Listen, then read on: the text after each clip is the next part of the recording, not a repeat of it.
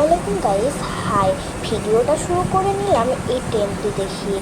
তোমাদের আমার অনেক অনেক অনেক বেশি কিছু বলার আছে, যেগুলো এই ছোট ভিডিওটাতে বলা সম্ভব নয় দেখে যখন বড় ভিডিও করব তখন বলবো।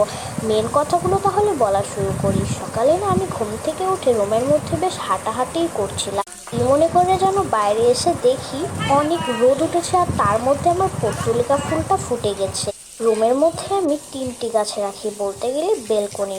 একটা পর্তুলিকা আর একটা মানে কি প্লান্ট যেন বলা, একটা মানি প্লান্ট। দেখো এই রোদের মধ্যে পর্তুলিকা ফুলটা কত না সুন্দর দেখা যাচ্ছে। আর আমাদের রুমের পাশে যে একটা মানে পানি আছে, ওখান থেকে তো এত মানে ওটা মানে খাওয়ার পানি, কিন্তু ওখান থেকে যে পানিটা পড়ে অনেক সুন্দর চকচকে, সেটাই আর কি তোমাদের একটু দেখালাম। আর তারপরে আমার এখন যে গাছগুলো আছে সেগুলো দেখাচ্ছি, ওটা হচ্ছে পেঁয়াজ ফুল গাছ।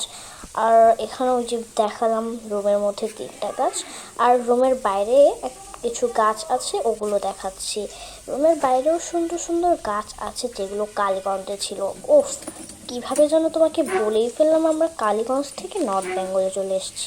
যে দেখো এখানে আমি কচু গাছও কিন্তু লাগিয়েছি, যেখানে প্রত্যেক দিন সকালে আমি দেখি এই সুন্দর পর্যাপতি না কি বলে ভ্রমর, যাই হোক কিছু একটা এসে বসে।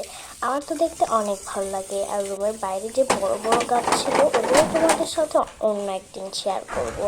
এখন আমি রুমের মধ্যে আছি। আর বাই বাই, টাটা। দেখা হবে অন্য ভিডিওতে, অন্য বড় ভিডিওতে। টাটা।